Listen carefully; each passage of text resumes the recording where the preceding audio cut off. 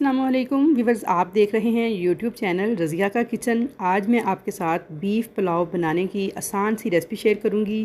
Beef pulao को हम किस तरीके से बहुत आसानी से तैयार कर सकते हैं, इसके अंदर हम किस तरीके से खुशबू पैदा कर सकते हैं कि हमारा पुलाव बिल्कुल खिला खिला बनने के साथ साथ बहुत मज़ेदार बन के तैयार हो, जूसी किस्म का।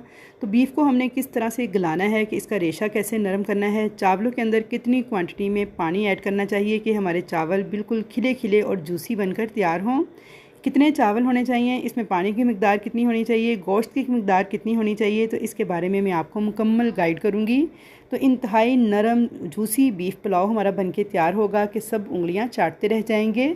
तो सबसे पहले बीफ़ पुलाव बनाने के लिए मैंने 1 किलो बीफ़ लिया है, अच्छे से वॉश करके प्रेशर कुकर में ऐड कर दिया है। साथ ही एक मीडियम साइज़ का प्याज रफली काट कर डाल दिया है। 1 टेबल स्पून भर के लहसुन अदरक का पेस्ट ऐड कर दूँगी।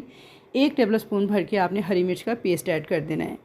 ये तमाम चीज़ें डालने के बाद अब इसमें हम नमक डालेंगे।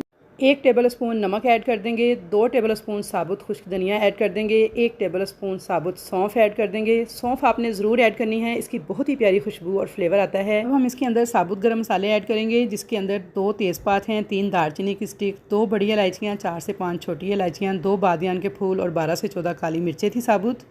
ये तमाम चीज़ें डाल के मैंने प्रेशर कुकर को रख दिया है चूल्हे के ऊपर, फ्लेम ऑन कर दिया है और हाई फ्लेम पे चम्मच चलाते हुए आपने इस गोश्त को पकाते जाना है, यहाँ तक कि जो गोश्त का कलर है बिल्कुल वाइट सा हो जाएगा, चेंज हो जाएगा और ये पानी छोड़ना स्टार्ट कर देगा।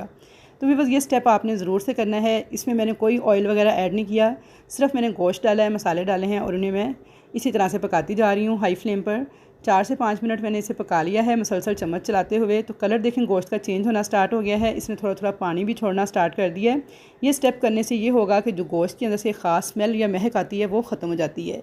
तो यहाँ पे देखिए जी, 4 से 5 मिनट पकाने के बाद अब मैंने इसमें 4 से 5 हरी मिर्चें ऐड कर दी हैं। अच्छी तरह से इसे पका लिया था कलर चेंज होने तक। अब मैं इसके अंदर पानी ऐड करूँगी यखनी बनाने के लिए। तो आपने यहाँ पे ऐड कर देना है 1.25 लीटर पानी।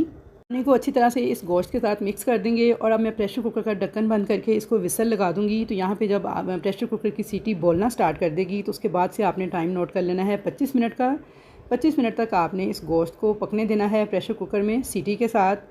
तो 25 मिनट यहाँ पे हो चुके थे, तो प्रेशर कुकर को खोल लेना है आपने, लेकिन एकदम से आपने सीटी को नहीं हटाना, थोड़े से टाइम के बाद हटाइएगा, क्योंकि इसमें हमने नमक मिर्च मसाले वगैरह ऐड नहीं किए, तो इसलिए एकदम से पानी सारा बाहर आ सकता है। एहतियात के साथ आपने ढक्कन को खोल लेना है। यहाँ पे देखिए सारी स्टीम को रिलीज़ करके मैंने ढक्कन को खोल लिया था 25 मिनट के बाद। और यहाँ पे मैं आपको गोश्त चेक करवा दूँ तो ये देखिए माशाल्लाह से कितना ज़बरदस्त गोश्त गल चुका है, हाथ लगाते ही टूट रहा है। यहाँ बहुत ज़्यादा गर्म था तो मैं आपको चम्मच से तोड़ के दिखा देती हूँ। तो ये देखिए बिल्कुल रेशा इसका सॉफ्ट हो चुका है और ये गोश्त जो है हमारा ये परफेक्टली गल चुका है। अब हम क्या करेंगे, इसमें से गोश्त की बोटियाँ अलग कर लेंगे और जो बाकी यखनी है उसे हम छान के अलग कर लेंगे। तो ये आपने गोश्त और यखनी को अलग अलग कर लेना है। तो यहाँ पे देखिए जी, जो गोश्त की बोटियाँ थी ये मैंने सारी चम्मच की मदद से निकाल ली थी।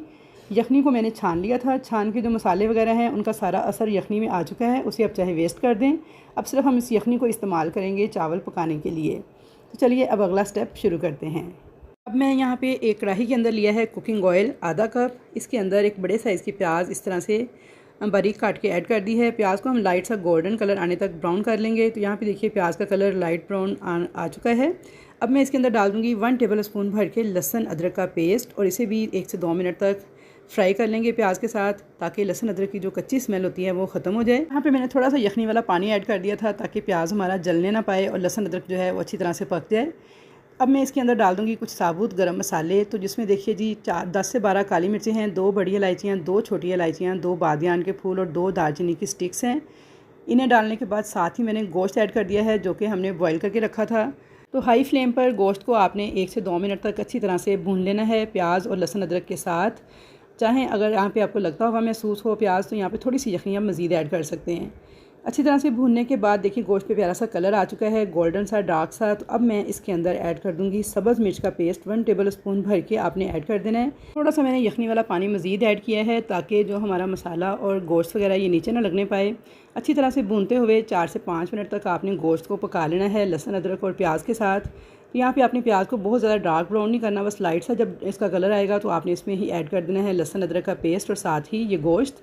तो यहाँ पे देखिए गोश्त का कलर बिल्कुल लाइट सा गोल्डन सा हो चुका है, बहुत प्यारी सी खुशबू आने लगी है। अब मैं इसके अंदर ऐड कर दूँगी 4 बड़े साइज़ के टमाटर थे जिन्हें मैंने इस तरह से बारीक काटा हुआ है। अच्छा, मैंने यहाँ पे फ्रीज़ किए हुए टमाटर थे जिनको छील के काट के फिर ऐड किया है। तो आप चाहें तो छिलके समेत भी ऐड कर सकते हैं। तो यहाँ पे अच्छी तरह से मिक्स कर लिया था टमाटरों को मैंने। अब मैं इसके अंदर कुछ स्पाइसेस ऐड करूँगी। तो स्पाइसेस में देखिए सबसे पहले मैंने डाल दिया है भुना कुटा हुआ धनिया 1 टीस्पून के बराबर, काली मिर्च का पाउडर 1 टीस्पून के बराबर। बहुत ज़्यादा मसाले हम ऐड नहीं करेंगे, सिर्फ ये 2 सिंपल मसाले इसमें जाएंगे। साथ ही हम इसमें आधा कप दही ऐड कर देंगे। दही को अच्छी तरह से बीट करके फिर ऐड कीजिएगा और अब अच्छी तरह से भूनते हुए आपने पकाते जाना है यहाँ तक कि दही का और टमाटर का सारा पानी खुश्क हो जाए, गोश्त जो है अच्छी तरह से भुन जाए और इसमें से ऑयल सेपरेट होने लगे। तो मीडियम फ्लेम पे आपने चम्मच चलाते हुए इसे भूनते हुए पका लेना है। कम से कम 10 मिनट तक इस स्टेज पर आपने अच्छी तरह से इस गोश्त की भुनाई करनी है। तो फिर ही मज़ेदार सा जो पुलाव है वो बनके तैयार होगा आपका। यहाँ पे 10 मिनट तक मीडियम फ्लेम पे मुसलसल चम्मच चलाते हुए मैंने अच्छी तरह से गोश्त की भुनाई कर ली थी। दही और टमाटर का सारा पानी खुश्क हो चुका है, ऑयल इसमें से सेपरेट होने लगा है। तो अब मैं इसके अंदर वो यखनी ऐड कर दूँगी जो कि हमने बना कर रखी थी। तो यहाँ पे मैं 1.5 गिलास चावल तैयार कर रही हूँ, तो उस हिसाब से मैं इसके अंदर 3 गिलास पानी ऐड करूँगी। अब आपने यखनी को भी मेजर कर लेना है। तो यहाँ पे मेरे पास 2 गिलास यखनी बची थी, जो 1 गिलास कम था वो मैंने पानी सादा ऐड कर दिया है। अब हम इसमें चावलों का नमक ऐड कर देंगे 1 टेबल स्पून। जो गोश्त का नमक था वो पहले ऐड किया था, अब हम चावलों का नमक ऐड कर रहे हैं 1 टेबल स्पून। अच्छी तरह से मिक्स कर देंगे और इसको एक उबाल आने देंगे।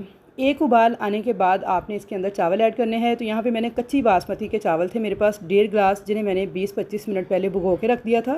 तो यहाँ पे मैंने 4 से 5 सब्ज़ मिर्चें ऐड कर दी थी, इनकी बहुत ही प्यारी खुशबू आती है पुलाव में से। और अब मैं इसमें चावल ऐड कर दूँगी जो कि 25 मिनट पहले मैंने भिगो के रखे थे। बिल्कुल नॉर्मल से कच्ची बासमती के चावल हैं जो आम हम घरों में पकाते हैं, कोई स्पेशल ब्रांडेड चावल नहीं है। यहाँ पे चावलों को अच्छी तरह से मिक्स कर देंगे पानी के साथ और अब हाई फ्लेम पे इसे पकने देंगे। जब यहाँ पे देखिए चावलों का जो पानी है तकरीबन 90% तक सारा ड्राई हो चुका है, चावलों में बिल्कुल थोड़ी सी कसर बाकी है। तो अब आपने क्या करना है, अच्छे से एक दफ़ा इसे मिक्स कर लेना है बिल्कुल हल्के हाथों के साथ। तवा रख के आपने चावलों को दम लगा देना है पूरे 12 मिनट के लिए बिल्कुल लो फ्लेम पर।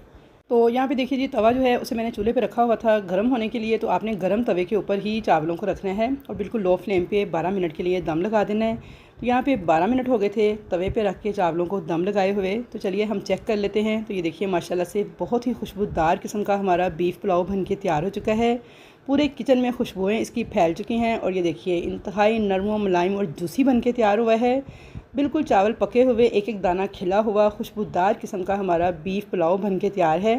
इसे डिश आउट कर लेते हैं। और यहाँ पे देखिए गोश्त माशाल्लाह मक्खन मलाई की तरह गला हुआ है, बिल्कुल नरम है और पुलाव देखें बिल्कुल जूसी बन के तैयार हुआ है। तो आई होप व्यूअर्स कि आपको मेरी आज की बीफ पुलाव बनाने की रेसिपी ज़रूर पसंद आएगी। रेसिपी अगर पसंद आए तो वीडियो को लाइक शेयर ज़रूर कीजिएगा। चैनल पर नए हैं तो सब्सक्राइब कीजिएगा और कमेंट सेक्शन में अपना फीडबैक देना मत भूलिएगा। तो इंशाल्लाह ताला मुलाकात होगी एक अच्छी नई रेसिपी के साथ। तब तक के लिए अल्लाह हाफिज़।